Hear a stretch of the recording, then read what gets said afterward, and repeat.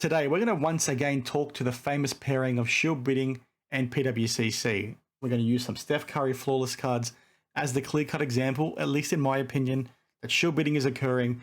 That clearly highlights the fact that PWCC is not doing anywhere near enough to protect customers and might actually even be doing some hanky-panky in the background to try and hide the fact that these cards are constantly going unpaid and relisted on their platform. I'm going to take you through those as well as a few other examples. I'm going to talk to you why this is actually a lot more, pervasive, a bigger issue than what you probably actually think. And then also some things that PWCC could be doing better, because right now they're doing sweet F all to, stop this crap from happening. Now, as you can see on screen, these are the cards in question, the main ones that I'm going to talk to today, and they are from 2018 Panini Flawless. They're all Steph Curry cards.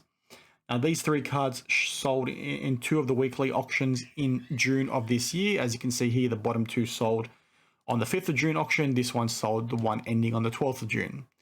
They obviously sold, right? But hang on a minute, they showed up again in July. And hang on a minute, they're not in the sales history. The same thing then happened in July. One sold for more, one sold for less. And then surprise, surprise, we're in September now. They both sell for less than they did. And they both go unpaid once again because they're currently both in the October weekly auction. Now, some of you might already be asking the question, well, how do you know they're going unpaid? They're clearly saying they sold here. Maybe somebody's just trying to flip them constantly. Yeah, that's a good question. But fortunately for us, PWCC have a sales history, thing on their website. And, those cards aren't there. In fact, one of them is, but it's from, July of 2022. We're in 2023. So where are the ones that sold in June? Where are the ones that sold in July? Where are the ones that sold in September? Now, it's pretty clear here that they're not going and getting paid for. And one thing that you guys need to keep front of mind as well is there are no reserves, right? If you're a consignor and you're selling something here, you can't prevent the transaction from occurring.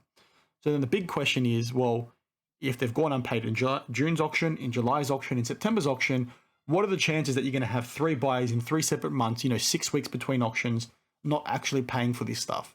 In my opinion, the chances of that happening are quite low. And in my opinion, it means that the owner or someone tied to the owner is trying to shill bid these up to try and maximize the money.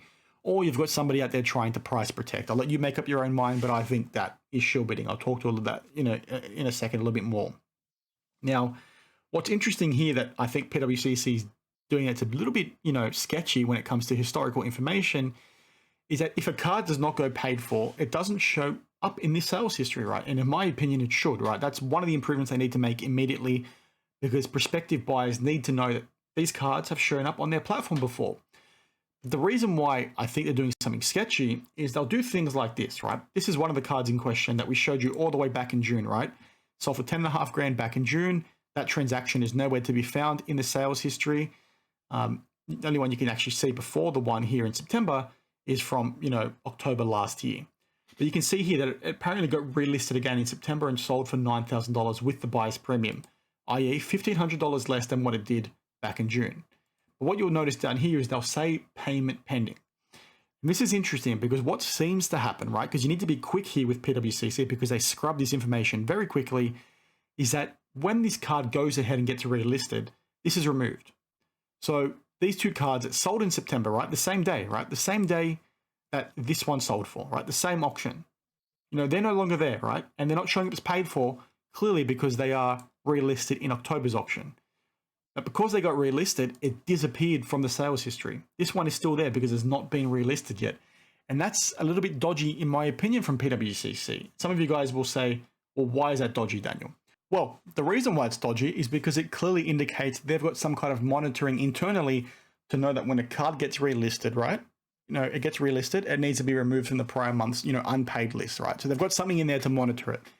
And that's important because when you've got cards that constantly get relisted, you'd almost like to think that PWCC would be tracking that, right? Those Curry cards have been relisted, at least 3 times to my knowledge. And then after October, it's going to be a 4th time. So at least 4 times that card has been relisted. Do you not think that an auction house as big as PWCC should be able to track that and say, well, hang on a minute, this guy keeps consigning his cards relatively quickly after they go unpaid. What's going on here? Should we stop this guy from being able to relist these cards? Shill bidding looks like it's occurring. It's happened 4 times now. It's not normal to have a card get relisted 4 times ago, unpaid 4 times, 6 weeks apart every single time. That seems a bit strange. Yet they know that's happening and they don't do anything about it. And you couple that with the fact it's so easy to shill bid on their platform. I've talked to this before. The only thing you need to register an account to bid is a mobile number. You can get a fake number from some guy on the street. You can go buy a prepaid phone, put it in, you get a code. You can all of a sudden bid on your own items with a new account, right? That stuff is very easy. Every other auction house requires proof of identity, like a license or a passport.